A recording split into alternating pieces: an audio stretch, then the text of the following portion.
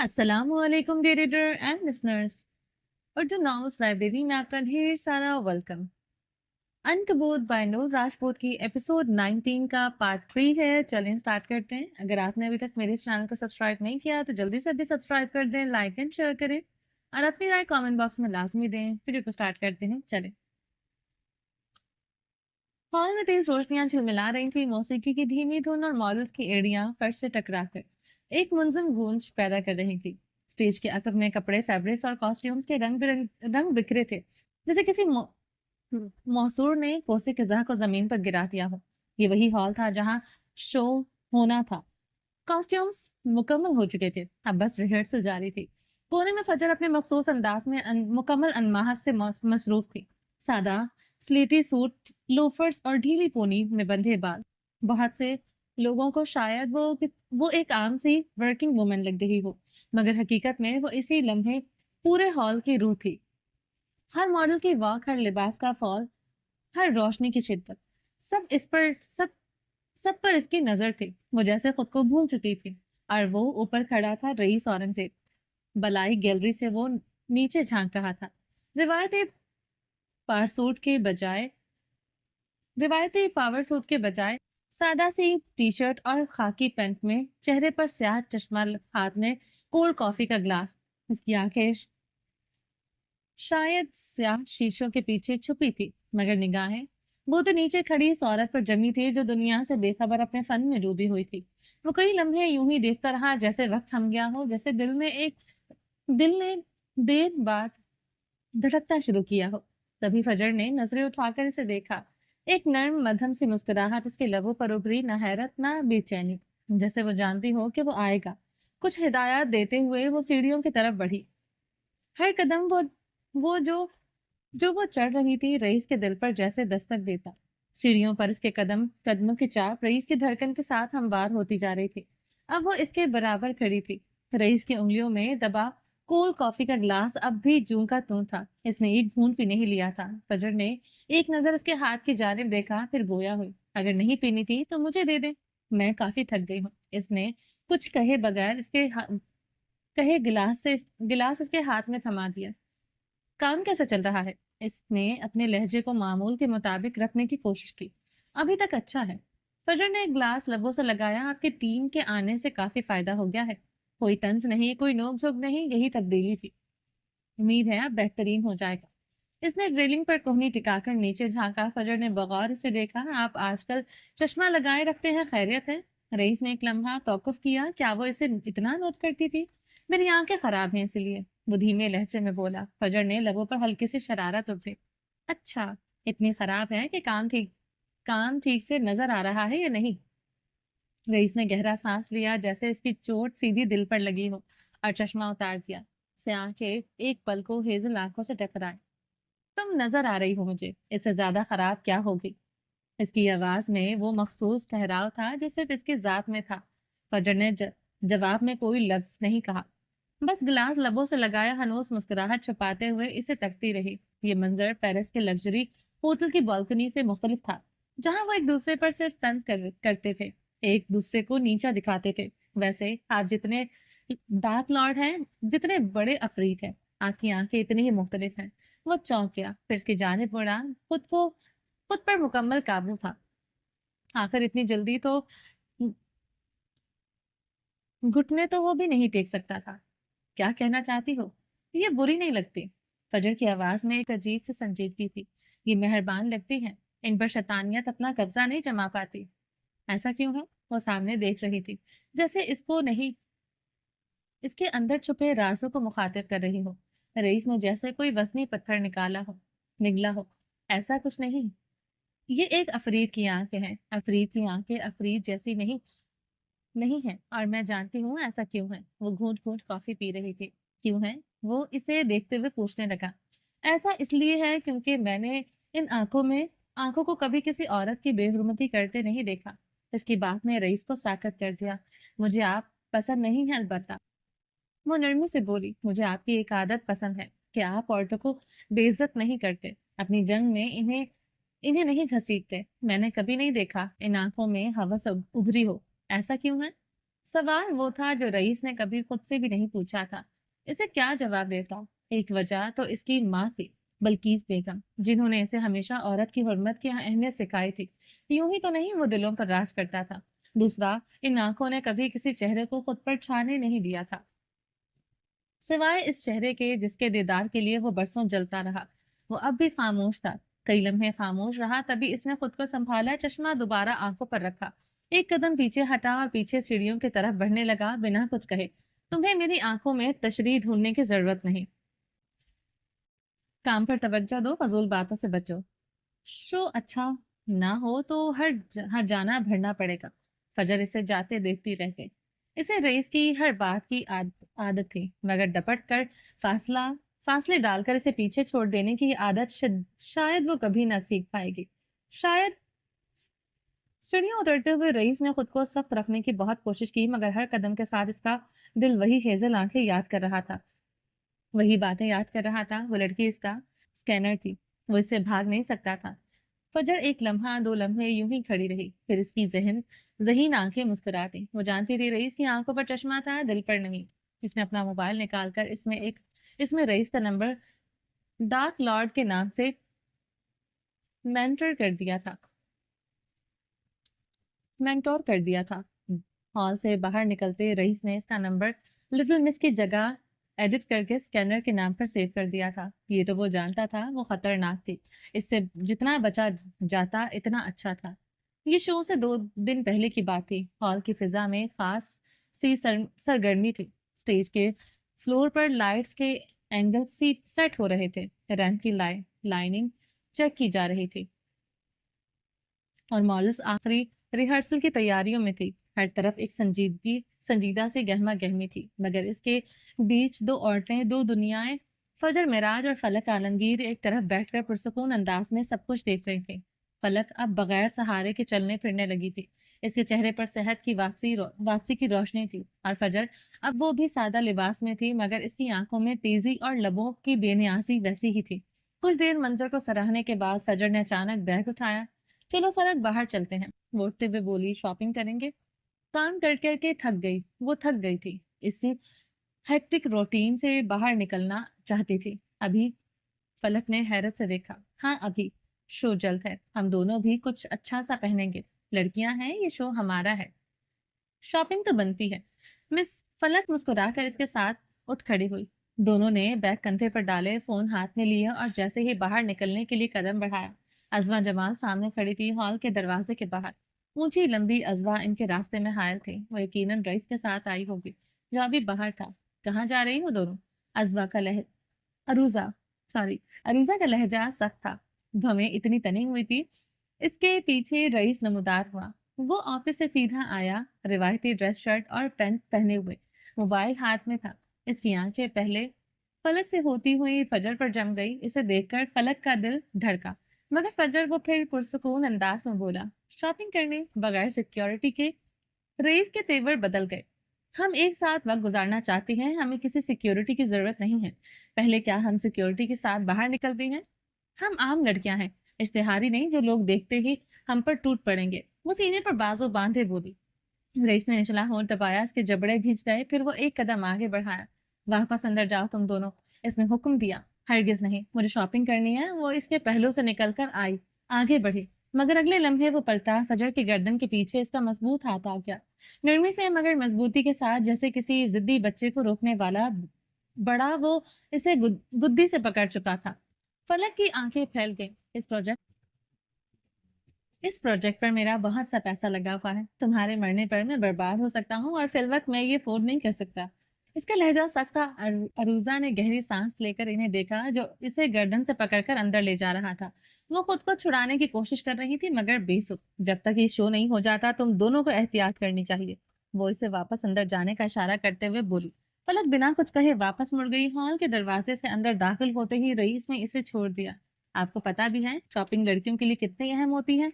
वो दबी दबी आवाज में चिल्लाई। इसका बड़ा क्यों बन रहा था? समझता क्या था खुद को? आपको अगर शॉपिंग नहीं पसंद तो आप हमें नहीं रोक सकते। रईस रुका। इसने गहरा सांस लिया, जैसे सब्र आजमाया जा रहा हो। मुझे भी शॉपिंग करना पसंद है, इसने सुकून से कहा। फजर की भवें हल्की सी बुलंद हुई। इसने पहले के اس سے پہلے کہ وہ کچھ اور کہتی فلک نے تجسس سے پوچھا، آخری بار کب کی تھی آپ نے شاپنگ اور کیا خریدا تھا؟ رئیس نے کچھ بولنے ہی والا تھا کہ پیچھے سے عروزہ کی آواز ابھری، کوئی 10 دن پہلے، اور باس نے ایک یاچ خریدی ہے۔ وہ جتاتی ہوئی نظر فجر پر ڈال کر آگے بڑھی۔ رئیس بھی سر ہلا کر آگے بڑھ گیا۔ آج اسے بھی یہاں کافی کام کرنا تھا، فضول الجھ نہیں سکتا تھا۔ فلک اور فجر نے بیک وقت ایک دوسرے کو دیکھا، آنکھیں پھیل سی گئیں، پھر فلک خفیف سا ہنس دی۔ آگے بڑھتے ہوئے وہ ذرا سا رکا، پلٹا، ان دونوں کو گھورا، پھر سرد لہجے میں کہا، تم دونوں میری اجازت کے بغیر کہیں نہیں جاؤ گی۔ پھر وہ سیدھا آگے بڑھ گیا جیسے کوئی آخری فیصلہ سناتا ہوا بادشاہ۔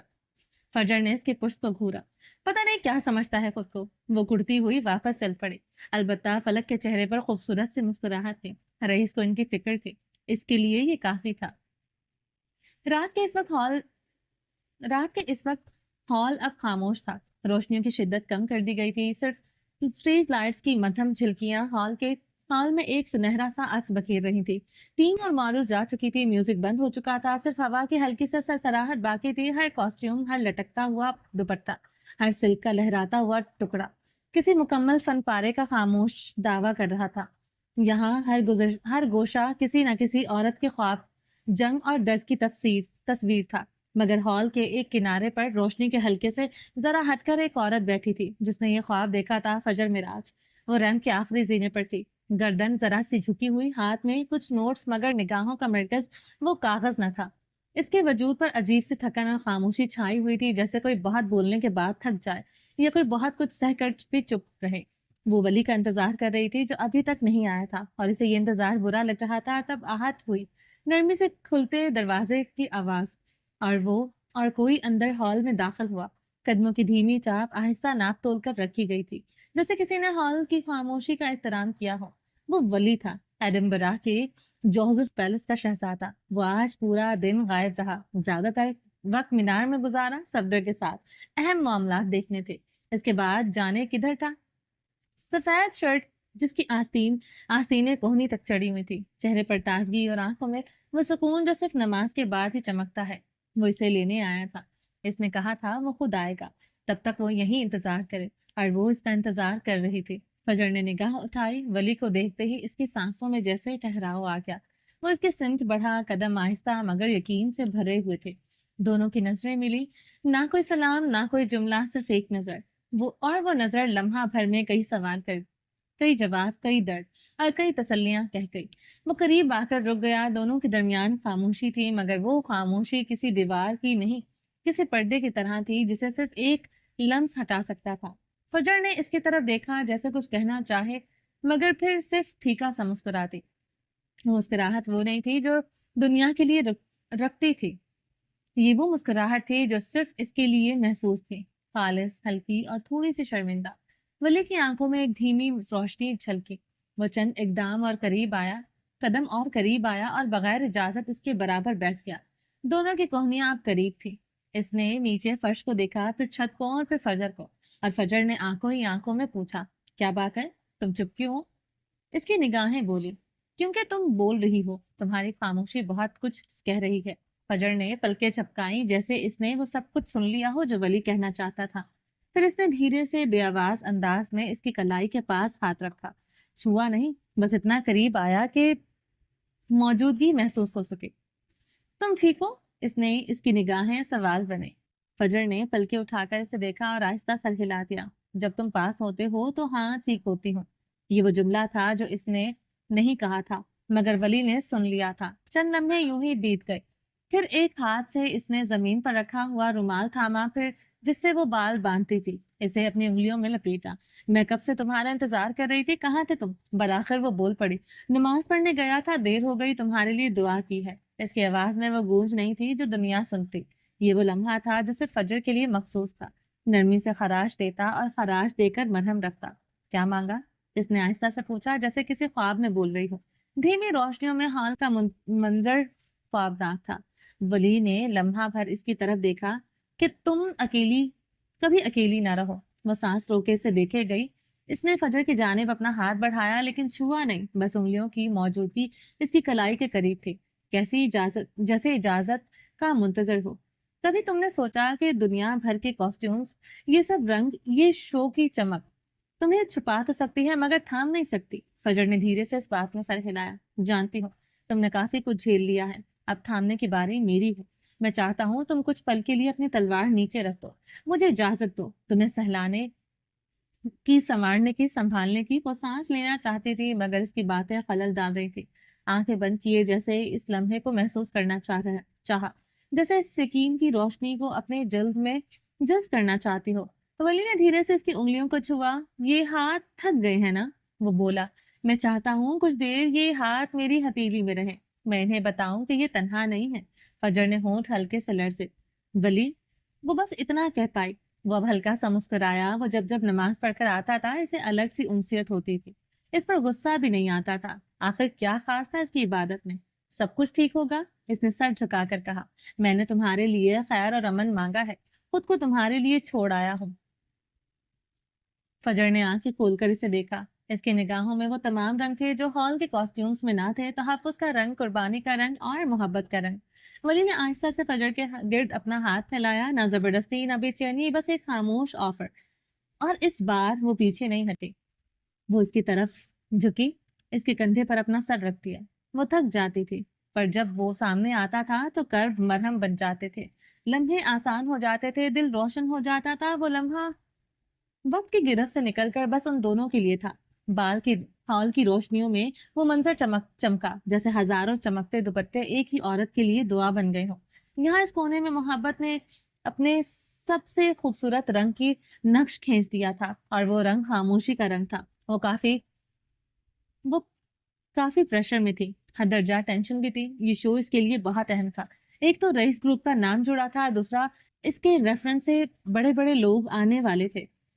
इसके अलावा वो जिस मकसद के लिए ये सब कर रही थी, अगर वो पूरा ना हुआ तो सोच सोच कर सर दर्द होने लगा था।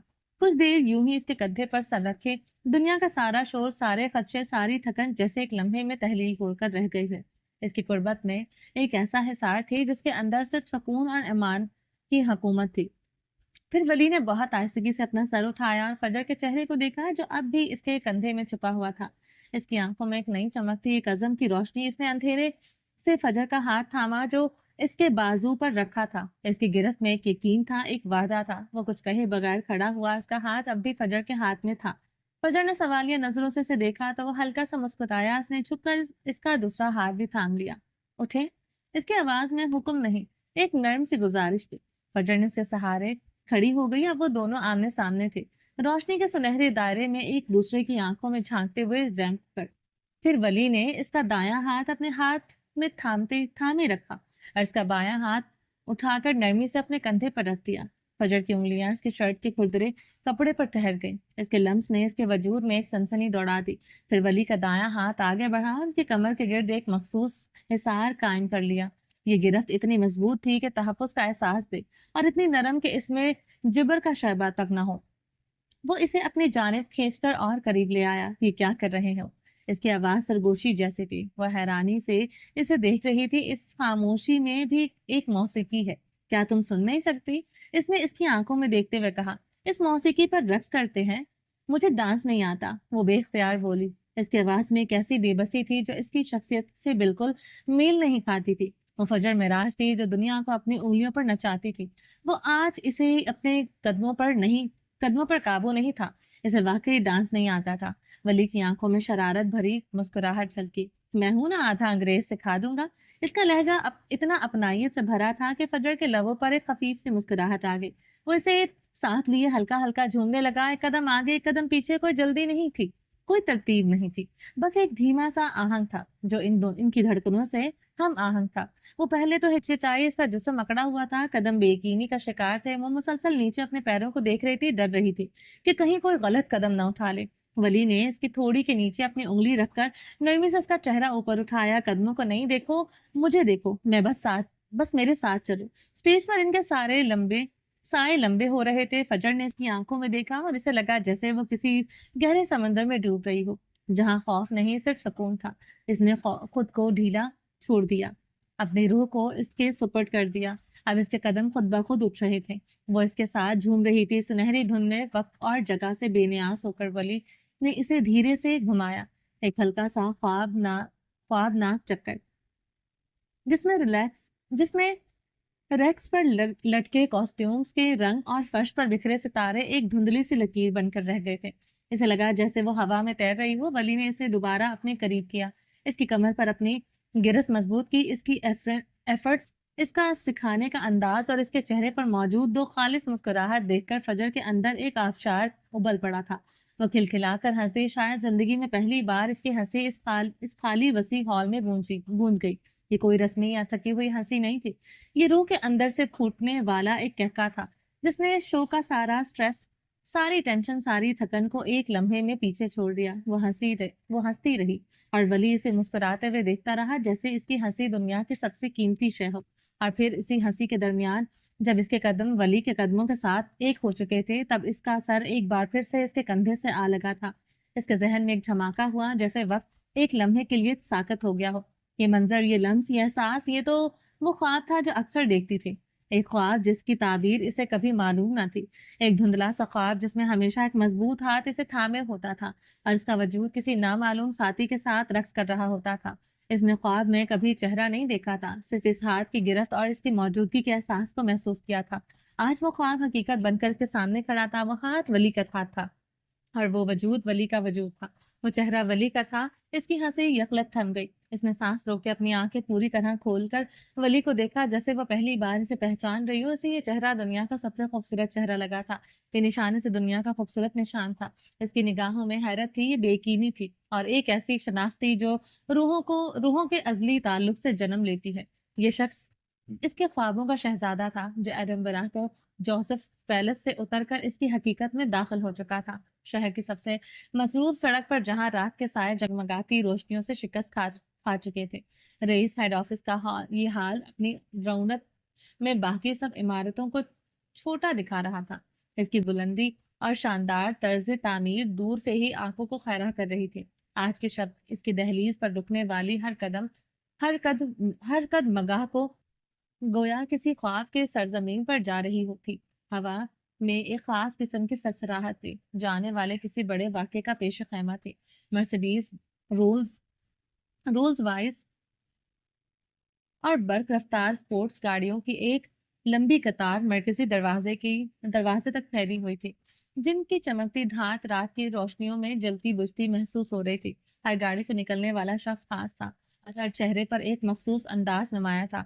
ہال کے داخلی راستے پر بچھا کارپیٹ اپنی نرم و گداز سطح کے ساتھ مدعو کر رہا تھا۔ اس پر قدم رکھتے ہی ایک ایسا وسیع ہال کھلتا تھا جو روشنیوں، موسیقی اور ستاروں سے بھرا ہوا تھا۔ ہال کے اندرونی فضا میں ایک بھاری مگر پرسکون خاموشی تھی، جیسے ہوا بھی اپنی سانس روکے ہوئے ہو۔ سیکیورٹی بے حد سخت تھی۔ ہال کے باہر بھیڑ لگی تھی، جہاں چند عام لڑکیاں جن کی آنکھوں میں بے پناہ خواب چمک رہے تھے، دروازے تک آ کر منتیں کر رہی تھی۔ ان کی آوازوں میں ایک حسرت تھی، ایک تڑپ تھی کہ شاید ایک لمحے کے لیے ہی نہ صرف انہیں اس شاندار دنیا میں کی جھلک دیکھنے کو مل جائے۔ بس ایک جھلک دیکھنے دو اندر کی، ہمیں جانے دو پلیز، ایک لڑکی نے منت کی۔ اس کی آنکھوں میں نمی تھی۔ میری بہن کا نام لسٹ میں تھا، مجھے بھی جانے دو۔ دوسری لڑکی نے امید بھری نظروں سے سیکیورٹی اہلکاروں کو دیکھا، مگر انتظامیہ کی طرف سے ایک ہی جملہ بار بار بے تاثر اور آہستگی سے دہرایا جا رہا تھا: ہال فل ہو چکا ہے، ٹکٹس ختم ہو چکے ہیں، مزید داخلہ ناممکن ہے، آپ آن لائن دیکھ سکتے ہیں۔ اندر ہال کے اندرونی حصے میں ہزاروں آنکھیں چمکتی تھی۔ ہال کی چکا چوند روشنیوں میں ہر چہرہ روشن دکھائی دے رہا تھا۔ ہر صفے اول کا آرٹسٹ، اداکار، ہدایت کار، موسیقار اور بزنس ٹائکون اپنی مخصوص نشستوں پر آ چکے تھے۔ اس کی ہنسی کی دھیمی گونج، ان کی آپس میں سرگوشیاں اور ان کے قیمتی لباسوں کی جھلملاہٹ ہال کی رونق میں اضافہ کر رہی تھی۔ پہلی قطار میں ملک کی سب سے بڑی پروڈکشن ہاؤسز کی مالکنیں بیٹھی تھیں، جن کے چہروں پر اعتماد اور کامیابی کا رنگ نمایاں تھا۔ ان کے پیچھے شوبیز کی چمکتی ہوئی خواتین، انسٹاگرام کی سٹارز اور نیشنل گیلری کے آرٹس اور بڑے میڈیا چینلز کے اینکرز اپنی جگہ بنا چکے تھے۔ زیادہ تر لوگ وہ تھے جنہیں شاید اس شو میں کوئی دلچسپی نہیں تھی، وہ بس رئیس گروپ کے نام سن کر آئے تھے۔ ہال میں موجود ہر شخص کی نظریں اس سٹیج پر جمی تھی جو ابھی تک خالی تھا، مگر خالی نہیں، منتظر تھا۔ سٹیج کے سامنے بیٹھے لوگوں کی بے چینی ان کی آنکھوں سے عیاں تھی۔ ہر کرسی پر ایک سفید کارڈ رکھا تھا جس پر سنہری الفاظ میں خوبصورت خطاطی سے لکھا تھا پروجیکٹ رانیا، ٹیٹڑوں میں لپٹی روح، تھیم عنکبوت، تحریر فلک عالمگیر، کاسٹیومز فجر معراج، سرپرستی رئیس اورنگزیب۔ یہ الفاظ ایک گہرے راز کی طرف اشارہ کر رہے تھے جو حاضرین کے دل میں تجسس پیدا کر رہے تھے۔ اسٹیج کے پیچھے کالے پردے ہلکی ہوا سے لرز رہے تھے جیسے وہ خود کسی کہانی کو اپنے اندر قید کیے ہوئے ہوں۔ ان پردوں کے پیچھے کیا تھا؟ یہ تجسس اسٹیج کی خاموشی کو مزید پراسرار بنا رہا تھا۔ روشنیوں کی سمت وقتاً بدلی جا رہی تھی، کبھی اسٹیج کے ایک کونے کو روشن کرتی تو کبھی دوسرے کو، جیسے کسی آنے والے طوفان کا پیش خیمہ ہو۔ ان پردوں کے پیچھے کیا تھا؟ یہ تجسس اسٹیج کی خاموشی کو مزید پراسرار بنا رہا تھا۔ روشنیوں کی سمت وقتاً بدلی جا رہی تھی، کبھی اسٹیج کے ایک کونے کو روشن کرتی تو کبھی دوسرے کو، جیسے کسی آنے والے طوفان کا پیش خیمہ ہو۔ کچھ تصویریں پنکھوں کی طرح چھت سے نیچے لٹک رہی تھی، ہر تصویر میں ایک عورت کا مختلف روپ دکھایا گیا تھا، کبھی شاندار، کبھی کمزور، کبھی پراسرار۔ کچھ سائے دیواروں پر عورتوں کے مختلف روپ دکھا رہے تھے جو ہال کی دیواروں پر ناچتے بھر رہے تھے۔ یہ سب ایک فنکارانہ آمیزش تھی، ایک ایسا امتزاج تھا جو ناظرین کو اپنی گرفت میں لے رہا تھا۔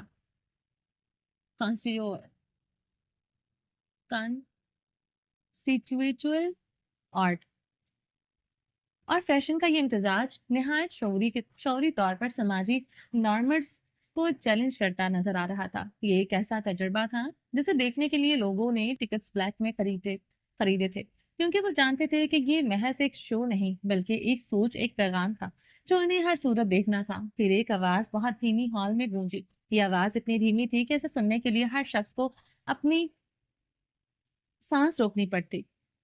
ابھی اسٹیج خالی تھا مگر اس آواز نے ہال میں موجود ہر دل کو دھڑکا دیا تھا۔ عنکبوت شروع ہونے والا ہے۔ ہال کی تمام لائٹس مدھم ہو گئی، ہوا میں پھیلی دھیمی گونج اچانک ایک گہری خاموشی میں بدل گئی۔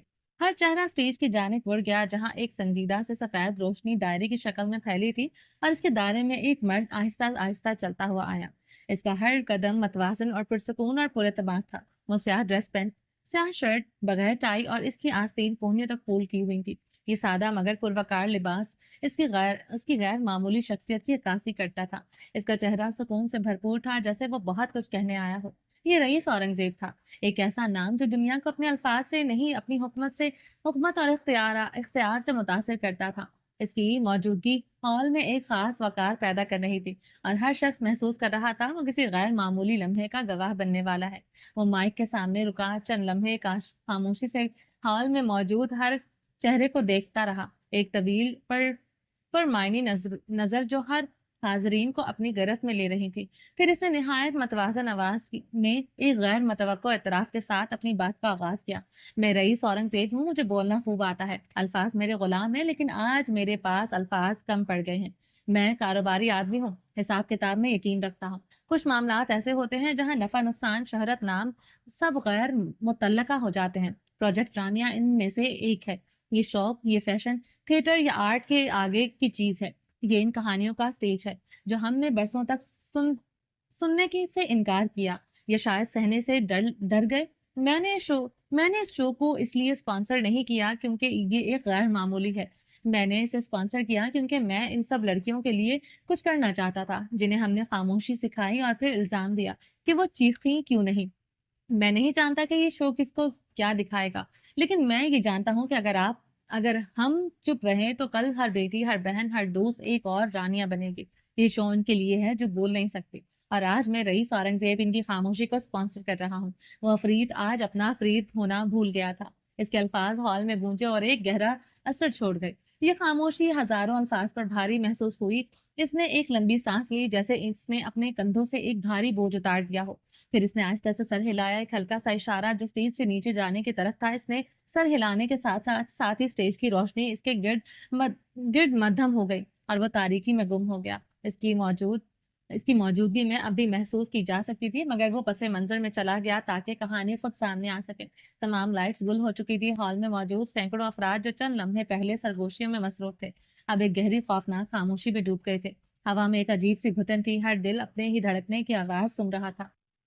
پھر اسی سناٹے کو چیرتے ہوئے آہستہ آہستہ دھڑکن جیسی آواز اتری، پہلے ہلکی گونجتی ہوئی، پھر گہری مضبوط اور دل کے گہرے کونوں تک آواز پہنچنے والی یہ آواز ایسی تھی جیسے کسی بند کمرے میں قید دل کی آہٹ کو جو اب آزاد ہونے کی جدوجہد کر رہا ہو۔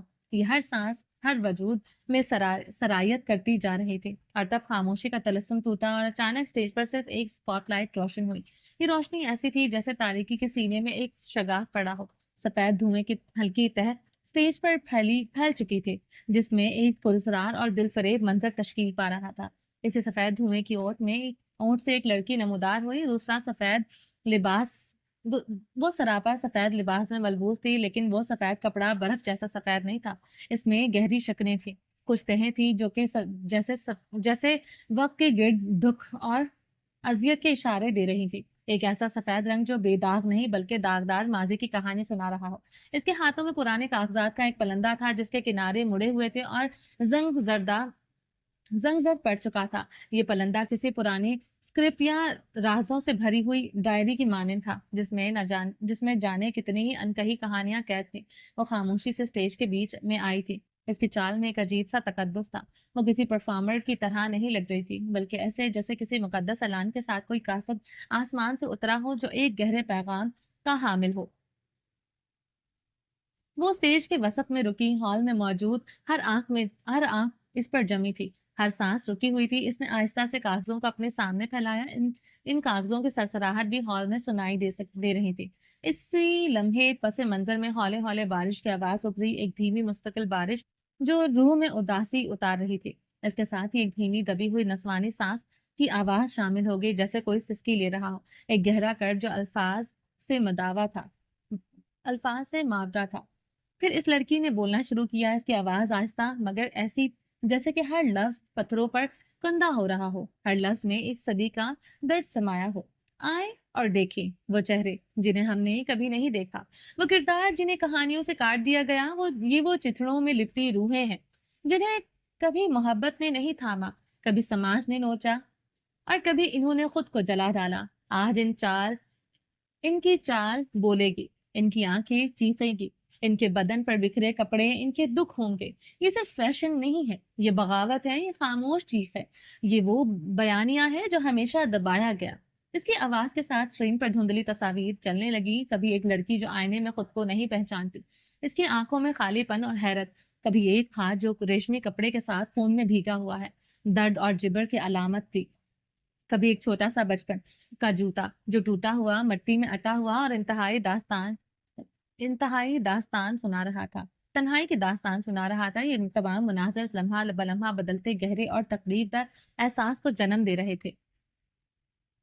پھر اچانک ایک کاغذ اس کے ہاتھ سے پھسلتا ہوا ہوا میں لہرا کر آہستہ سے اسٹیج کے فرش پر گرا، جیسے کوئی راز بے نقاب ہونے والا ہو۔ لڑکی نے چھپ کر وہ کاغذ اٹکایا اور اسے ایک مقدس شے کی طرح تھامتے ہوئے دھیرے سے کہا، پہلا کردار آ چکا ہے، کی کہانی اب چلنے والی ہے۔ اور تب شو کا پہلا لباس اور کردار اسٹیج پر اترا۔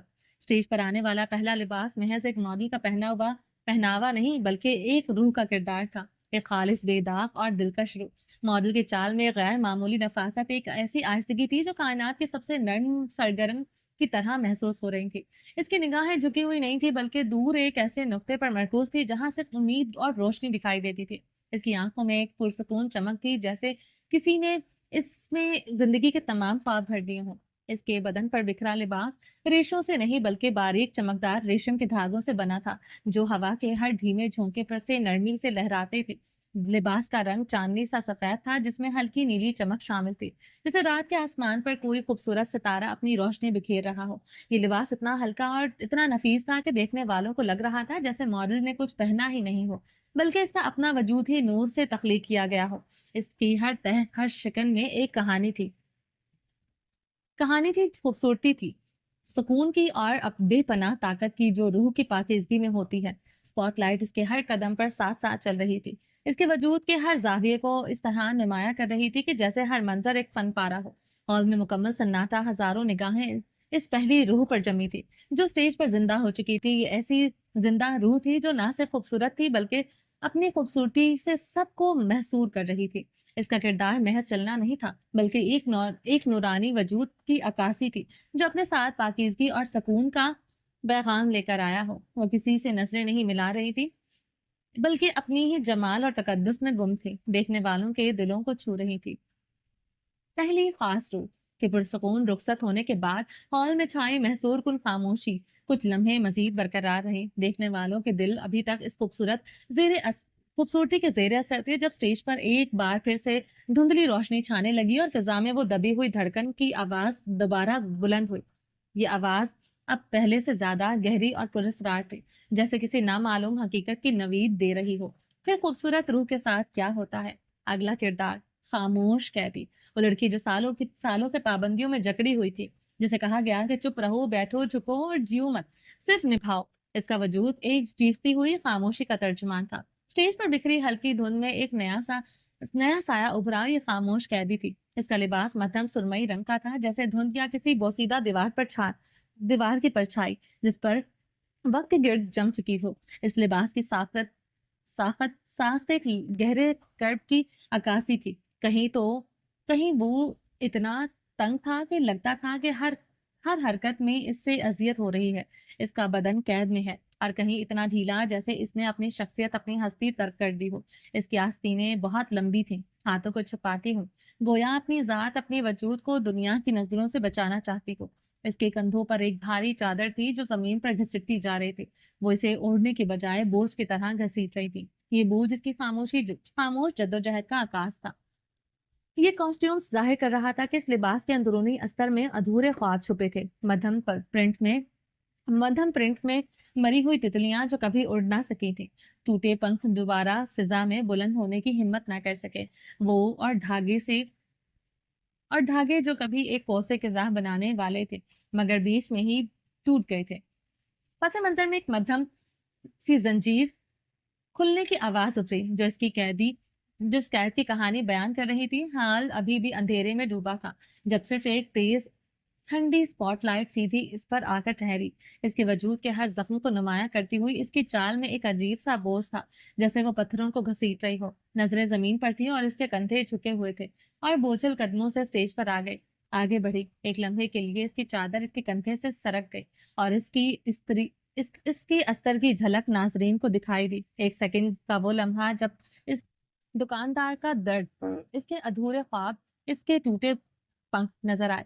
फिर वो चादर को दोबारा दुरुस्त कर गई, और वो दर्द छुप गया। हॉल में एक गहरी आह सुनाई दी गई। वो वापसी चली गई। अगला किरदार बंद आवाज, जिस लड़की की आवाज कभी निकली ही नहीं, जिसकी हर बात सिर्फ अंदर गूंजती रही, बाहर नहीं। एक ऐसी रूह जो चीखना चाहती थी मगर खामोश रही। बंद आवाज स्टेज पर तारीकी से निकली। इसने मुकम्मल काला लिबास पहन रखा था, जिसकी खामोशी और अंदरूनी घुटन की अलामत था, मगर इस काले पर सुनहरी धागों में एक मफलर की तरह लिपटी हुई खामोशी का निशान था, जो इसके गले के पास से गुजरकर नीचे लटक रहा था, जैसे इसकी आवाज को कैद किया गया हो। इसके मुंह के करीब एक कपड़े की पट्टी लटकी हुई थी, जैसे कभी जबरदस्ती बांधी गई हो, ताकि वो बोल ना सके, और अब वो पट्टी इसके वजूद का हिस्सा बन चुकी हो। दामन पर कहीं कहीं टूटे हरूफ लिखे हुए थे, ऐसे हरूफ जो अल्फाज बनने से पहले ही बिखर गए थे, जैसे अल्फाज के लिबास से छूट कर गिर गए हों, मगर कोई सुनने वाला न था। पस मंजर में किसी हारमोनियम की बजती हुई टूटी हुई तान गूंजी, जो एक अधूरे गीत की तरह। वो एक लालटेन हाथ में लाई जो बुझने के करीब थी। इसकी रोशनी मुसलसल टिमटिमा रही थी, जैसे इसकी उम्मीद भी बुझने को है। वो स्टेज के एक हिस्से पर आकर रुकी, लालटेन को ध्यान से देखा, फिर रास्ता से मुंह खोला जैसे कुछ कहना चाहती हूँ, मगर आवाज नहीं आई। हॉल की खामोशी में सिर्फ इसके कपकपाते होंठ और भीगी पलकें नजर आईं, जिन पर आंसू बनने से पहले ही जम गए। इसकी खामोशी हॉल में मौजूद फर्द के दिल में एक गहरी बाज़गश छिड़ गई।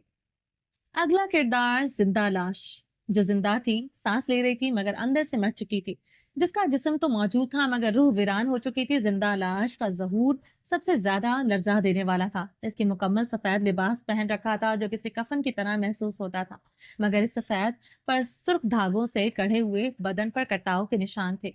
वो ये वो जख्म थे जो बज़ाहिर नजर नहीं आते, लेकिन रूह को छलनी कर चुके थे। लिबास की आस्तीनों के अंदर से झांकती हुई जंजीरें थी जो इसके हाथों को जकड़े हुए महसूस कर रही थी। वो जंजीरें दिखा रही थी कि वो आजाद होकर भी अपनी कैद थी, शायद अपनी ही अजियतों में या माजी के हिसार में। पस मंजर में दरवाजा बंद होने की भयानक आवाज गूंजी, जैसे किसी को हमेशा के लिए कैद कर दिया गया हो। और जब चली तो इसके हर कदम से फर्श पर रख कर राख से झड़ती गई, जैसे इसका वजूद अंदर से जलकर खाक हो चुका हो। इसकी चाल में कोई मकसद नहीं था, बस एक बेहद बेसिम्त हरकत थी। वो स्टेज के बीच आकर रुकी, इसके चेहरे पर कोई तासुर नहीं था, सिर्फ एक गहरी बेहिसी। फिर वो आहिस्ता से जमीन पर बैठी और अपने दामन में मुंह छुपा लिया, जैसे दुनिया की नजरों से भी छुपना चाहती हो, जैसे अपने ही वजूद के किरदार से फरार होना चाहती हो। हॉल में खौफनाक सन्नाटा छा गया, हर कोई इसकी कैफियत को महसूस कर सकता था। ये वो लम्हा था जहां अनकबूत अपने सबसे खामोश लेकिन सबसे गहरा जख्म पेश करने वाला था। एक ऐसा किरदार जो जो खुद अब मौजूद नहीं, लेकिन हर माँ के दिल में, हर लड़की के ख्वाब में, हर हर कब्र की मिट्टी में कहीं ना कहीं बसा हुआ है। ये थी रानिया, वो जिसके नाम पर ये पूरा प्रोजेक्ट था, वो जो खुदकुशी कर गई, मगर सिर्फ मरने के लिए नहीं, बल्कि एक सवाल छोड़ने के लिए। अगर सुन लिया होता, अगर यकीन कर लिया होता, तो क्या मैं जिंदा रहती? स्टेज पर मुकम्मल सन्नाटा था, न रोशनी न मौसीकी, सिर्फ एक दिल की धीमी धड़कन, जैसे कोई आखिरी सांसों में हो। फिर आहिस्ता आहिस्ता रोशनी का एक नीला नरम नीला दायरा स्टेज के किनारे पर बनता गया, और इसमें एक लड़की नमूदार होती होती है। वो चल नहीं रही थी, बल्कि लग रहा था जैसे हवा इसे लेकर आ रही है। कदम हल्के, आंखें झुकी हुई, और चेहरे पर कोई शिकायत नहीं, बस एक तल्ख कबूलियत। वो जिंदगी से जा चुकी थी, मगर अफसोस से नहीं। इसके लिबास का रंग मटियाला नीला था, ना आसमान जैसा ना अंधेरे जैसा, बल्कि जैसे आंख के हल्के जब रो रोकर थक जाए, बिल्कुल वैसा इसका कपड़ा, निहायत नर्म और बहता हुआ था, जैसे कफन। वो स्टेज के बीच पहुंची और एक लम्हे को अपने दोनों हाथ इसके सामने जोड़कर खड़े कर किए, जैसे कोई माफी मांगने नहीं, माफी देने आई हो। फिर वो बोली, निहायत धीमी ख्वाब जैसी आवाज में, मैं रानिया हूँ, वो जिसने खुद को खत्म किया, क्योंकि किसी ने मेरी बात सुनने का वक्त ना निकाला। मुझे मोहब्बत ने नहीं मारा, मुझे वो मार गए जो कहते थे तुम्हें मरना चाहिए, और वो भी जो कहते थे हम शर्मिंदा हैं, मगर तुम मर गई। क्यों गई? मर ही क्यों गई? मैं चली गई हूँ, तुम मगर तुम में बाकी हूँ, तुम में से हर एक में, जो कभी ना कहने से डरी थी, जो अपने कर्म को गलती से कहकर चुप हो गई।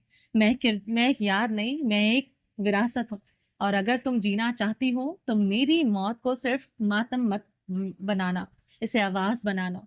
फिर वो वापस चली गई और स्टेज के आखिरी हिस्से में वहां खड़ी हो गई, जहां बाकी किरदार खड़े थे।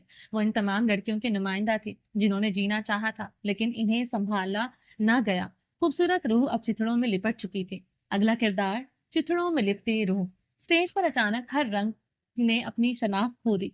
नीला, सफेद, स्याह, सब मादूम हो गए। फकत एक गहरा खाली साया था जो जमीन पर रेंग रहा था। फिर फिजा में धुआं सा फैलने लगा, निहायत आहिस्ता, जैसे कोई कदीम रास नशा हो रहा हो, अफशां हो रहा हो, और इस धुंध लगे के बीचों बीच एक साया जन्म लेने लगा। एक लरसता हुआ वजूद स्टेज पर दाखिल हुआ, न लड़की लगती थी न औरत, बस एक रूह का मलबा। इसकी चाल में ना वकार था न शर्म, बल्कि ऐसी वहशत थी जैसे किसी ने इसे फेंक दिया हो, नोच कर समेट कर। हर कदम पर कपड़ों के रेशे बिखरे थे, और हाल में मध्यम मध्यम कपड़े फटने की आवाज आती आती रही, जैसे हर कदम पर वो अपना कोई टुकड़ा गंवा रही हो। ये महज आवाज नहीं थी, ये खामोशी थी, खामोश चीख थी जो फिजा में सरायत कर रही थी। इसका कॉस्ट्यूम फजर मेराज का शाहकार था। हॉल में बैठे लोग सांस रोके इसे देख रहे थे। इसके लिबास का रंग वाज़ेह नहीं था, कभी खाकी, कभी स्याह, कभी नकूनी सुर्ख का धब्बा।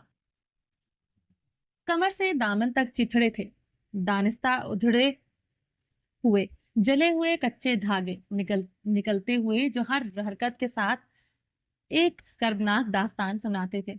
बाजू पर कपड़े की पतली सी पट्टियां थी, जैसे किसी ने इसे बांध रखा हो, इसकी आजादी छीन ली गई हो। एक कंधे पर सीढ़ियों की तरह फटी हुई कढ़ाई थी, जैसे किसी ने बार बार चढ़ने की कोशिश की हो और हर बार गिर गया हो। लिबास के बैक पैनल पर खून जैसे सुर्ख रेशे थे, जिन्हें देखकर महसूस होता था ये सिर्फ रंग नहीं, ताजा जख्म थे जो अभी भी रिस रहे थे। इसके पांव नंगे थे, उंगलियों से चांदी जैसे तार जुड़े हुए थे, जैसे वो किसी नामालूम अजियतनाक जाल में अभी भी फंसी हो। इसकी स्टेज पर मौजूदगी वहशतनाक थी। रोशनी इस पर नहीं पड़ती थी, बल्कि वो जहां चलती, रोशनी इससे पीछे हटती जाती, जैसे वो खुद रोशनी के लिए भी नाकाबिले बर्दाश्त थे। इस एक लम्हे को वो रुकी, सर झुका, फिर आहिस्ता आहिस्ता अपनी चादर, जो जिथड़ों का मजमुआ थी, जमीन पर बिछाई। एक गहरा सन्नाटा छा गया, और तब वो बोली, तुम सब मुझे देखते हो, मगर जो देखा है वो मैं हूँ।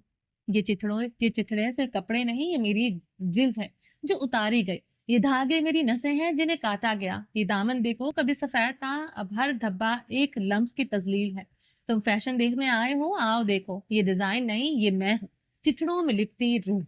इसकी आवाज खत्म नहीं हुई, बल्कि धुन में तहलील हो गई, और वो खुद खुद चादर समेट कर दायरे की तरह मुड़ी, अपने जिस्म के गिर्द लपेटी और फर्श पर गिर गई, बिल्कुल साकत जैसे वो कभी थी ही नहीं। रोशनी धीरे धीरे वापस आ गई, मगर हॉल में अब कोई सांस नहीं लेता था। एक गहरा नाकाबिले बयान असर हर दिल पर नक्श हो चुका था। ये थी चिथड़ों में लिपटी रूह, फजर की कढ़ाई हुई खामोशी, खामोश चीख, फलक की लिखी हुई कब्र के अंदर की तहरीर। उफ। अगला किरदार रूही अनकबूत का असल धागा। हॉल में खामोशी की एक नई तह उतरी, गहरी बेआवाज, जैसे वक्त खुद थम गया हो। ना पसे मंजर में कोई मौसीकी, ना कोई साउंड इफेक्ट, सिर्फ एक चीज थी जो इस गहरी चुप में भी गूंज रही थी, सांस लेने की आवाज, नर्म मगर हर रेशे से गवाही देती हुई कि मैं अब भी यहाँ हूँ, मैं अब भी मौजूद हूँ।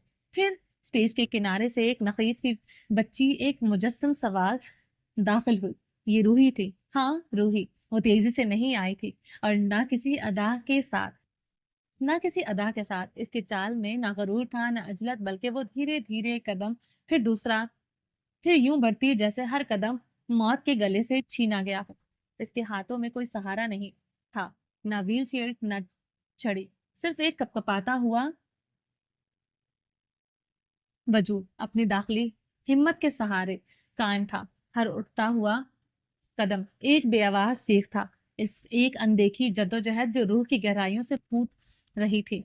रूही का लिबास शफाफ सफेद गौस के कपड़े से तैयार किया गया था, निहायत हल्का, जैसे चांदनी का टुकड़ा हो जिस पर जख्मों की रोशनी गिरा दी गई हो। ये लिबास नहीं, इसकी रूह का अक्स था। इसकी आस्तीनें लंबी थी, मगर किनारों पर बहुत बारीक सुर्ख धारियां थी, जैसे कोई नाजुक नस की रगें जिल्द से बाहर आ गई हो, इसके अंदरूनी कर्व को जाहिर करती हुई। कमर पर एक हल्की से सुनहरी बेल्ट बंधी थी। ये फकत एक पट्टी नहीं थी, बल्कि यूं लगता था जैसे रूही खुद अपनी सांसों को बांध कर रख रही हो, कहीं वो फिसल ना जाए, कहीं जिंदगी इसकी गिरफ्त से निकल ना जाए। लिबास के पुष्ट पर बहुत हल्के हाथों से कढ़ी हुई एक मकड़ी का जाला था, निहायत नर्म, निहायत शफाफ, जैसे एक बच्ची ने अपने दर्द से खुद को बुनकर महफूज कर रखा हो। ये जाला इसका दिफा था, इसकी बका का नमूना। लेकिन जाला मुकम्मल नहीं था, एक किनारे से टूटा हुआ था। इस टूटे हुए धागे पर एक इबारत जमी थी, जो देखने वाले की रूह में उतर गई। मैं खत्म नहीं हुई, मैं बस ठहरी हूँ।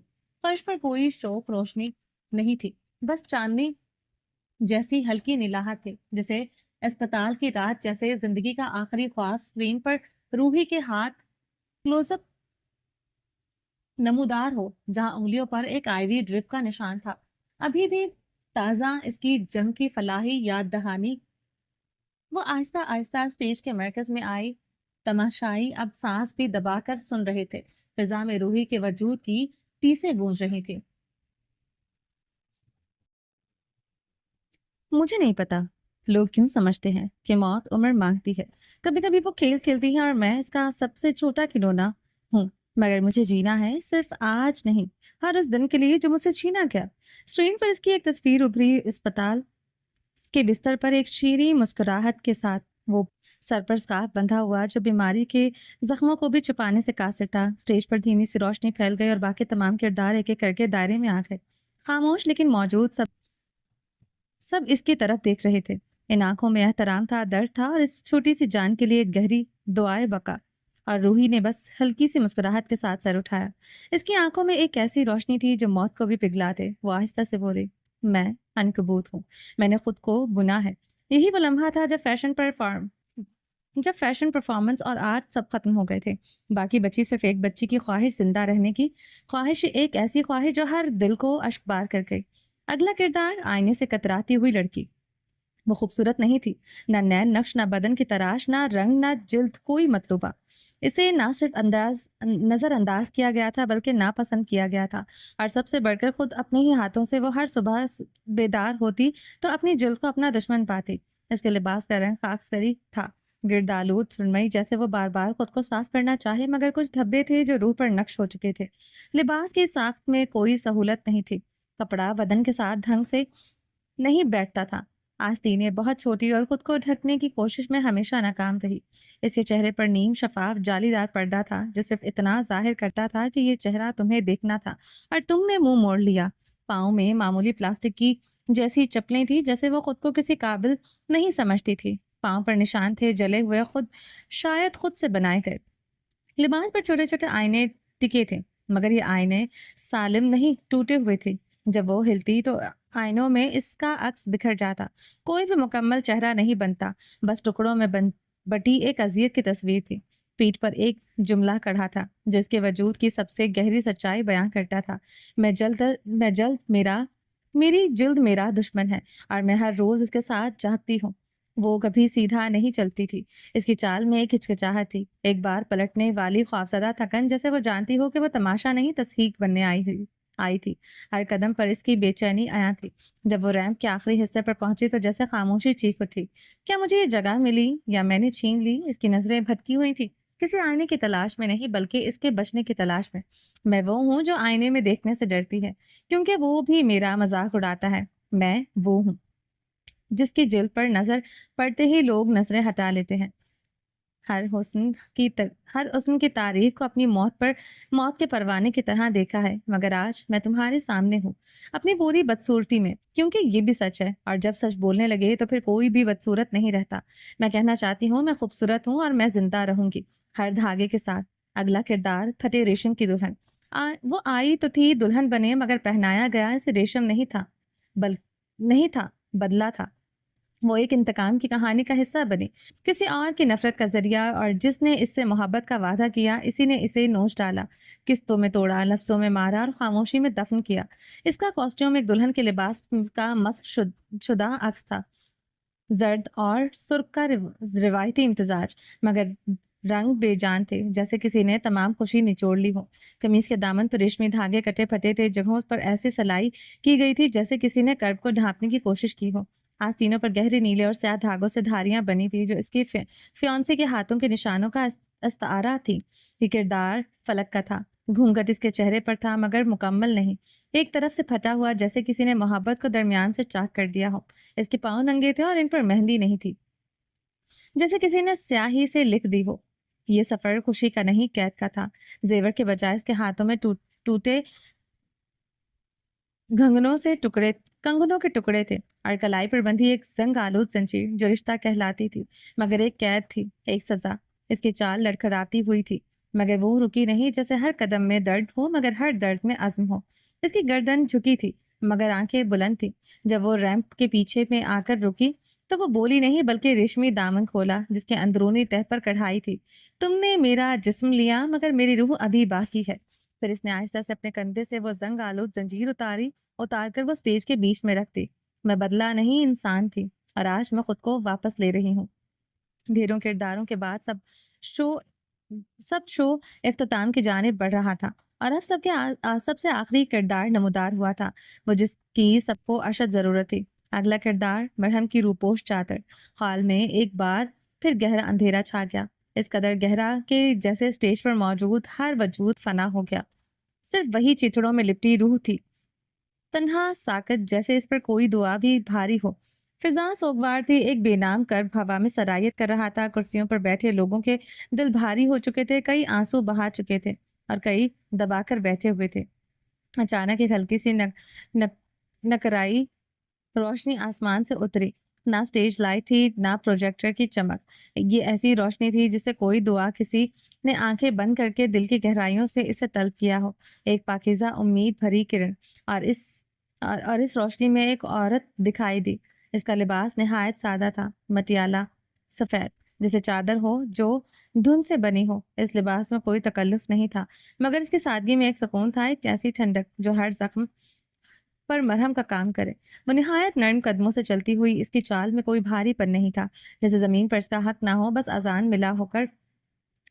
मिला हो गुजरने का। अज़न मिला हो गुजरने का। हर कदम के साथ एक अनदेखी रहमत फिजा में तहलील होती नजर आई। इसके हाथ में कपड़े का एक लिपटा हुआ पार्चा था, न कीमती न नफीस, मगर इसमें ऐसी खलूस की महक थी कि हाल में सांस लेना आसान हो गया, जैसे बंद कलियों में जान पड़ गई हो। जब वो चिथड़ों में लिपटी रूह के करीब के पहुंची, फिर रुकी और झुकी, इसके हाथों से वो पार्चा इस पर डाल दिया। न जल्दी न नुमाइश, इस अमल में इतनी मोहब्बत, इतनी मुलायमत थी, जैसे कोई माँ अपने थके हारे बच्चे को सुला रही हो, जैसे किसी ने कपकपाते शोले पर अपनी दहकती हथेली रखती हो ताकि वो बुझने ना पाए। ये महज एक कपड़ा नहीं था जो डाला गया था, ये एक चादर तहफ़्फ़ुज़ थी जो एक बेनाम कर्ब को ढांप रही थी। इसका अपना लिबास मुकम्मल हमवार था, कोई जेवर, कोई नक्श नहीं, इसकी सादगी ही इसकी अजमत थी। लेकिन इसके पुष्प पर सिल्क के धागों से एक जुमला कढ़ा था, जिसने खामोश मौजूदगी का मफहूम बयान कर रहा था। मैं इन सबकी माँ नहीं, मगर इनकी माँ की दुआ हूँ। मैं मरहम की रूपोश चादर हूँ। फिर वो आहिस्ता से तमाशाइयों की तरफ मुड़ी। इसकी निगाहों में शफकत थी, गिरा फहम था। निहायत आहिस्ता गूंजती हुई आवाज भरी, तुमने इनकी चीख सुनी, मगर क्या तुमने इनकी खामोशी में झांका? ये सिर्फ किरदार नहीं, ये जिंदा जिंदा दफन होने वाली लड़कियां हैं। इनमें कोई बंद आवाज है, कोई मुर्दा ख्वाब, कोई अपनी जिल्द से शर्मिंदा, और ये चिथड़ों में लिपटी रूह, ये सबकी गवाही है। ये ये वो है जो बाकी सब होने से बच गई। मगर अगर तुम संभाल न सके तो कल हर लड़की की एक चिथड़ा होगी। वो एक लम्हे को रुकी। इसके अल्फाज फिजा में अरताश पैदा कर रहे थे। फिर अपने दोनों हाथ बुलंद किए, न नारा न बैन, सिर्फ एक खामोश दुआ। इसकी हथेलियों से एक अनदेखी रहमत का नूर फूटता महसूस हुआ। वो इसके बुलंद हाथों के साथ तमाम किरदार एक एक करके दोबारा स्टेज पर नमूदार होते, दायरा बनाने लगे। इनके सिरों पर हल्की सी रोशनी आई, जैसे एक नया आगाज हो, एक नई उम्मीद की किरण। और चिथड़ों में लिपटी रूह अब धुन के इस धुन के इस लिपटे में छुपी हुई थी, जैसे कोई राज जो अब आखिरकार महफूज हो गया हो। मरहम के वजूद ने इसे एक ऐसी पनाह दी थी जो किसी लफ्ज से बयान नहीं हो सकती थी। ये वो किरदार था जिसका नाम शायद कभी सुना नहीं जाएगा, जिसे मॉडल्स में नहीं गिना जाएगा, मगर इसके बगैर अनकबूत मुकम्मल नहीं होता। ये वो लिबास है जिसके बगैर कोई जख्म, कोई कर्ब मुकम्मल नहीं हो सकता। आखिरी मंजर धागों का इस्तिसाल था। स्टेज पर खामोशी की वो आखिरी तह जा चुकी थी, जो किसी भी मंजर को बदाए अब्दियत बख्श देती है। मरकज में वो चिथड़ों में लिपटी रूह अब भी साकत पड़ी थी, जिसे मरहम की चादर जैसे पार्चे से ढांप दिया था। फिजा में एक अजीब सी तकरीस थी, दुख और उम्मीद का एक अनोखा इम्तजाज। फिर बहुत आहिस्तगी से एक एक करके तमाम किरदार स्टेज के मरकज की तरफ बढ़ने लगे। हर किरदार अपने अपने कर्ब, अपनी अपनी कहानी के साथ इस रूह के करीब आता गया जो इन सब की मुश्तरका गवाही थी। रूह सबसे पहले आई। इसका नाजुक वजूद चांदनी जैसे सफ़ेद गूज में लिपटा हुआ था। इसकी हर सांस जिंदगी की दुआ थी। इसने अपने लिबास से पीछे खड़े हुए मकड़ी के टूटे जाले का धागा खोला जो इसके वजूद का एक हिस्सा था, और इसके चिथड़ों में लिपटी रूह पर रख दिया, जैसे वो कह रही हो, मेरा टूटा हुआ टुकड़ा ही मेरे लिए पनाह है। इसके बाद आईने से कतराती हुई इसकी चाल अब भी झिझक थी, मगर इसकी आंखों में एक नई चमक थी। इसके लिबास पर लगे टूटे हुए आईनों में इसका अक्स बिखर रहा था, मगर अब ये बिखराव अजियत नहीं बल्कि सच की एक अलामत था। इसने अपने लिबास से एक छोटा सा टूटा हुआ आईना उतारा और इससे अपनी ढांपी हुई रूह पर रख दिया, गोया कह रही हूँ, मेरी सूरत का सच ही मेरी हिफाजत करेगा। और यूं एक एक करके अनकबूत के तमाम किरदार आते गए, हर कोई अपनी कहानी का एक धागा, अपने वजूद का एक टुकड़ा, अपनी अजियत का एक निशान इस ढांपी हुई रूह पर निछावर करता गया। वो लिबास के किनारे कढ़े हुए रेशे, जले हुए निशान, वो सब जवान इसकी जाती जंग का हिस्सा थे, अब इस मुश्तरका चादर का हिस्सा बन रहे थे। ये सिर्फ कपड़ों के टुकड़े नहीं थे, ये इनकी रूहों के हिस्से थे जो अब एक दूसरे से जुड़ रहे थे। जब सब ने अपने टुकड़े रख दिए तो स्टेज पर एक अनोखा मंजर था। मरकज में एक मुकद्दस ढेर था जो इन तमाम किरदारों की कहानियों से बुना गया था। तमाम रूहों ने अपने चिथड़े उतार फेंके थे। फिर तमाम किरदार एक खुद साख्ता खामोश तरतीब में चिथड़ों में लिपटी रूह के पीछे एक लाइन में खड़े हो गए। वो सब अब हाल में सबको अपने सामने नजर आ रहे थे, टूटे फूटे, कटे फटे, मगर अब तन्हा नहीं। इनकी आंखों में एक मुश्तरका दर्द था, मगर इस दर्द के साथ एक मुश्तरका कुव्वत भी थी जो इन्हें आपस में बांध रही थी। इनकी खामोश चीखों से ज्यादा बुलंद थी। स्टेज की रोशनियां धीमी पड़ने लगी, एक नरम अल्हामी चमक में बदल गई। फिजा में गहरा सुकून उतर आया और फिर सबकी आंखों में आंखें डालकर इन तमाम किरदारों ने एक साथ मगर सरगोशी की तरह कहा, ہم اپنے چچڑے اتار پھینکے ہیں. ہم نے خود کو امید، خودداری اور دعا سے ڈھانپ لیا ہے. ہم اب زندہ رہیں گے ہر دھاگے کے ساتھ. ان کے الفاظ ہال میں گونجتے ہوئے پگھل گئے. یہ محض ایک جملہ نہیں تھا، یہ ایک عہد تھا، ایک دعا، ایک ابدی امید. یہ لمحہ اتنا خوبصورت تھا کہ ہال میں موجود ہر آنکھ اشکبار ہو چکی تھی. ہر دل میں ایک مرہم سا لگا، ایک ایسی گہرائی کا احساس ہوا جو صرف اسے سچائی کی عکاسی سے حاصل ہوتا ہے. اور جیسے ہی آخری لفظ ہوا میں تحلیل ہوا، اسٹیج پر آہستہ آہستہ پردہ گرنے لگا. پردہ گر رہا تھا، مگر وہ دھاگے جو ان تمام روحوں کو جوڑ گئے تھے وہ اب کبھی نہیں ٹوٹیں گے. اب وقت پہنچ چکا تھا اس لمحے پر جہاں عنکبوت ختم نہیں ہوتا تھا، کھلتا ہے. جہاں تمام کردار اپنے چتڑوں، اپنے زخموں، اپنے خوابوں کے ساتھ سے جا چکے تھے، اور باقی بچی تھی صرف وہ جس نے ان سب کو سینچا تھا، لفظ بلفظ، دھاگا بدھاگا. فجر معراج یہ اس کا لمحہ نہیں، یہ اس کا نچوڑ تھا. وہ لمحہ جہاں وہ خود نہیں بولنا چاہتی تھی، مگر ہر آنکھ، ہر لڑکی، ہر چیخ اسے بولنے پر مجبور کر رہی تھی. اسٹیج پر تاریکی چھا گئی. ہال میں تماشائیوں کا سانس بند تھا. آنکھوں میں وہ کردار قید تھے جو ابھی اس اسٹیج پر ڈھل چکے تھے. ہوا میں ایک گہرا سناٹا تھا جو دلوں میں اتر رہا تھا، اور تب دھیرے دھیرے سفید روشنی پھیلی. مرکز میں ایک اکیلی عورت کھڑی تھی، سفید بلاؤز اور سیاہ لمبی کھلی اسکرٹ پہنے. کھلے بال اس کی سادگی میں غیر معمولی طاقت تھی. چہرہ تھکا ہوا مگر روشن، آنکھوں میں نمی تھی مگر شکست نہیں. وہ فجر معراج تھی جس کے گرد خاموشی کی چادر تھی. حال میں وہ بیٹھے لوگ، سی ای او، وزرا، ڈپلومیٹس، فیشن کریکٹکس، اداکار، سفیر، سرمایہ دار، سب کی نظریں ساکت تھیں. ان کے چہروں پر فیشن کی چمک نہیں بلکہ ایک گہری سوچ اور حیرت کا عکس تھا. آن لائن فیڈ کے اس پار نسا ایڈمبرا میں صوفے پر بیٹھی رو رہی تھی. اس کی انگلیاں اسکرین پر کسی چھوڑی ہوئی دعا کی طرح رینگ رہی تھی، جیسے وہ اس کی روشنی کو چھونا چاہتی ہو، جیسے ان کرداروں کے ہر لفظ میں اسے اپنی گمشدہ آواز مل رہی ہو. حال کے پچھلے حصے میں فلک کی پلکیں لرزے تھی. وہ جانتی تھی کہ اب فجر کیا کہنے جا رہی ہے، اور یہی بات سب سے زیادہ دھچکا دینے والی تھی. اس نے قلم مضبوطی سے تھام لیا، جیسے یہ الفاظ ہمیشہ کے لیے رقم کر لینا چاہتی ہو. ولی کے لب بھیچے ہوئے تھے مگر آنکھوں میں ایک فخر تھا. اور رئیس اورنگزیب حال کے VIP باکس میں بیٹھا تھا، سراپا سایہ، مگر اس لمحے سے وہ سایہ ٹوٹ رہا تھا. اس کی آنکھوں کی سختیاں پگھل رہی تھی. وہ جانتا تھا وہ ہار گیا تھا. وہ سامنے کھڑی اس لڑکی سے ہار گیا تھا جسے یہ جیتنا اس نے عہد کر رکھا تھا. جو طاقت وہ کبھی بندوق، پیسہ اور کنٹرول میں ڈھونڈتا تھا، وہ سب فجر معراج کی آواز میں سمٹ آئی تھی. اسٹیج پر فجر کی کپکپاتی آواز ابھری، یہ سب کچھ میں نے کیوں بنایا؟ یہ کپڑے، کاسٹیوم، ریمپ، لائٹس. کیونکہ جب لفظ نہیں سنے جاتے تو ہم دھاگے بولنے لگتے ہیں. جب آنکھوں میں سچ ہو اور منہ پر خاموشی تو جسم بولنے لگتا ہے. آپ نے آج وہ جسم دیکھے جو فقط زندہ نہیں تھے، جو کبھی دفن ہو چکے تھے. آپ نے وہ لباس دیکھے جو پہنے نہیں گئے، مسلے گئے. مگر میں یہ بتانے آئی ہوں کہ اگر آپ زندہ ہیں، اگر آپ سن رہے ہیں، تو آپ بھی وہ سوئی ہیں، وہ دھاگا ہے جو کسی کو جوڑ سکتا ہے، خود کو بھی. کوئی بھی لڑکی، چاہے وہ رانیہ ہو، روحی ہو، یا وہ جو اسٹرنگ کے اس پار بیٹھی خود کو گناہ سمجھتی ہے. تم قابل رحم نہیں، تم مکمل ہو. تم چچڑے نہیں ہو، تم وہ چادر ہو جس میں پوری دنیا لپٹی جا سکتی ہے.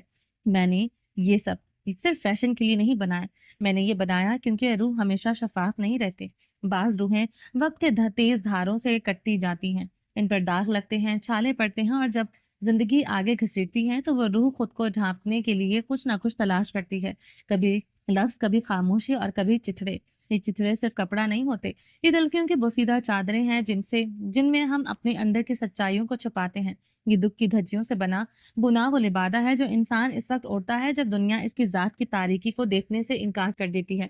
وہ شخص جو اس باب کا حصہ ہے، کہیں نہ کہیں کسی نہ کسی شکل میں چتڑوں میں لپٹی روح بن چکا ہے. کسی نے اپنا اعتبار گوایا، کسی نے خود پر یقین.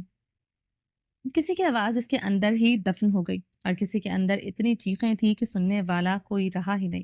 کسی نے اپنا آپ کسی ایسے شخص کو دے دیا جو کبھی اس کا تھا ہی نہیں، اور جب وہ واپس آیا تو نہ وجود سلامت تھا، نہ اعتماد.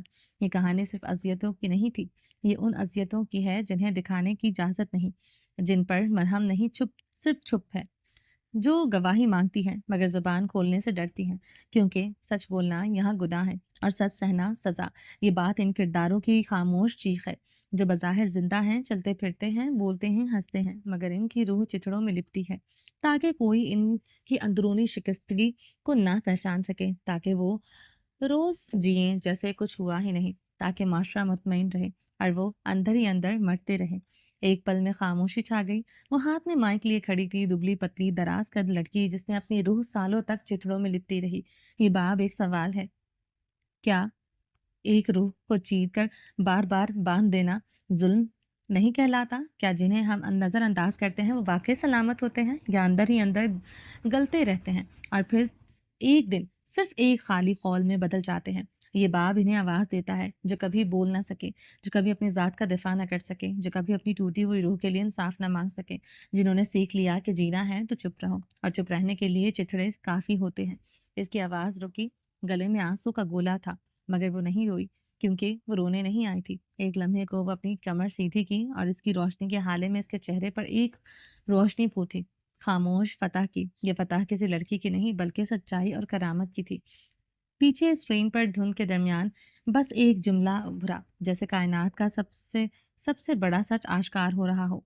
عنکبوت، ہر وہ دھاگا جو تم نے توڑ دیا تھا، آج ہم نے اسے جوڑ دیا۔ اور تب حال میں خاموشی ٹوٹی نہیں، چپ ہو گئی۔ لوگ تالیاں بجا بھی نہیں پائے کیونکہ وہ اب صرف دیکھ نہیں رہے تھے، محسوس کر رہے تھے۔ ہر روح اپنے اندر ایک نئے احساس کو جنم لیتی محسوس کر رہی تھی۔ ایڈنبرا میں بیٹھی نسا اسکرین پر ہاتھ رکھ کر بس یہی کہہ رہی تھی کہ میں زندہ ہوں، میں زندہ ہوں۔ اس کی بھرائی آواز میں ایک نئی زندگی کا اقرار تھا۔ یہ تھا اس شو کے عنکبوت تھیم کا آخری لمحہ، جہاں فجر معراج نہ صرف ڈیزائنر رہی تھی بلکہ مرہم گواہ اور فاتح بن گئی تھی۔ اس کی آواز ہمیشہ کے لیے دلوں میں گونجتی رہے گی۔ چلیں جی، باقی کا نیکسٹ پارٹ میں کنٹینیو کریں گے۔ امید ہے آپ کو یہ ایپیسوڈ بہت پسند آ رہی ہوگی۔ اگر آپ نے ابھی تک میرے اس چینل کو سبسکرائب نہیں کیا تو جلدی سے بھی سبسکرائب کر دیں، لائک اینڈ شیئر کریں اور اپنی رائے کامنٹ باکس میں لازمی دیں۔ اپنا ڈھیر سارا خیال رکھیے گا، مجھے دعاؤں میں یاد رکھیے گا۔ ملتے ہیں نیکسٹ پارٹ میں، تب تک کے لیے اللہ حافظ۔